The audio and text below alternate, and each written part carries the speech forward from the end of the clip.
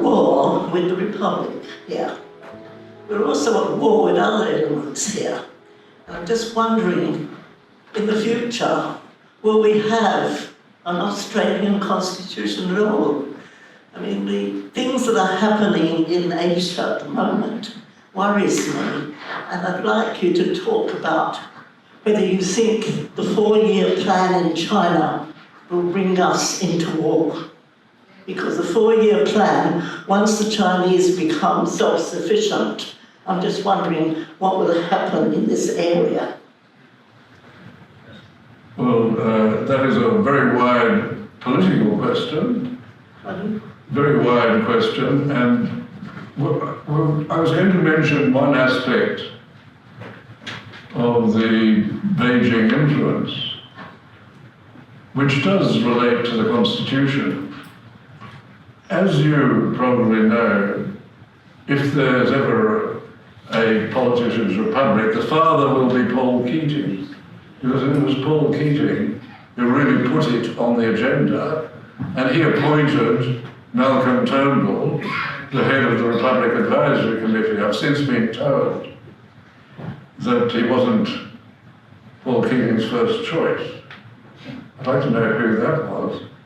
But in any event, Paul Keating at La Trobe University 2 years ago, he was doing a major presentation. At the end of somewhere in the presentation, he said this: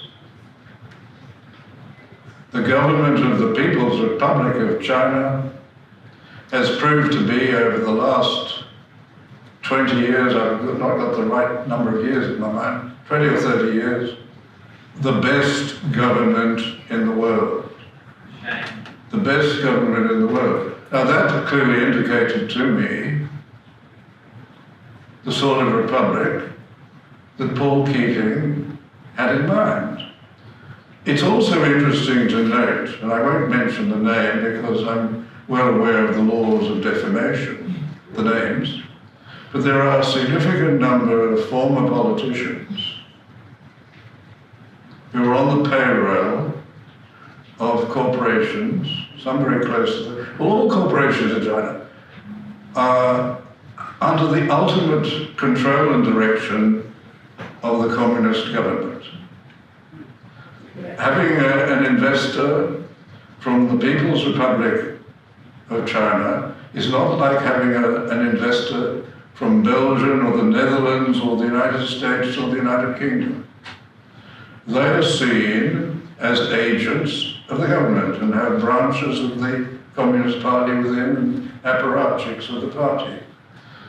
Our government, it's not the fault of the Beijing government, it's the fault of our government, our politicians, that have made us so dependent on the communists.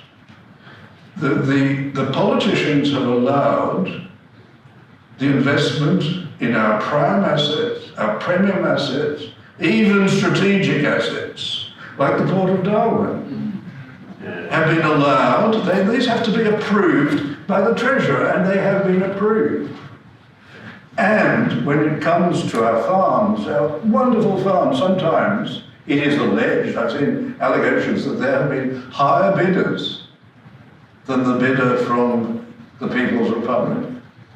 Some of those have been by bidders who are alleged to be low, but in any event, this has been to do something which very few countries do. This is extended to allowing the acquisition in fee simple, that is, full ownership of the land by foreign entities. Many countries don't allow that, and certainly the Beijing government doesn't allow that. And water.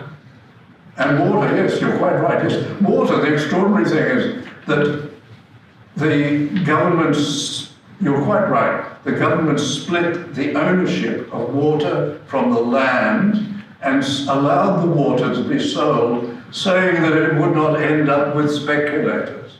Now, anybody who thinks that any part of the market if it is attractive, does not end up with speculators, is ridiculous. So this is the fault of the politicians. And I can think of a leading Republican who had a front organisation at Malcolm Turnbull who played a significant role in the development of the close relationship with the PRC, who, when he left Parliament, was immediately put on the payroll of a major and significant corporation based in the PRC for a very significant salary, which I think very few people in the room, there may be exceptions, I suspect that very few people in the room have a salary like that. These are the things which have happened, and they're all Republican politicians who've done this, you know. And I find this extraordinary that this has happened. So I feel a concern as to what has happened in relation to the way in which the politicians have handled our foreign relations. The point is that since the settlement we've had the good fortune to live in a world in which the dominant power is benevolent, which does things for the good of the world. The British, for example, once they accepted that slavery should be outlawed, used the Royal Navy to stop slavery, the slave trade across the world. And the Americans at the end of the Second World War, when they defeated, they were significant in the defeat of Germany and Japan. What did they do? They didn't lend Germany and Japan vast amounts of money to let them re-establish themselves. They gave them the money. I think they should have lent them on the basis that you can pay this back when you're recovered. But Germany and Japan have done extraordinarily well. And in recent years, as we know, Germany has not played her role in her defence and left it for the United States to pay for the defence of Germany while Germany negotiates a gas deal, becoming dependent on the Soviet Union, on Russia for gas. So I share your concerns, which are slightly getting away from the constitutional system, except that a significant number of those who wanted to change have turned out to be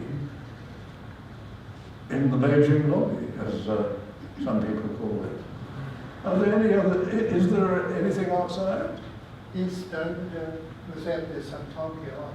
Oh, right. Well, shall we break now? Have just say 5 minutes to take a cup of tea or coffee and a biscuit. You get a biscuit for your $25. I'm sorry. And we'll start again with Michael McLaren, who will be very interesting indeed.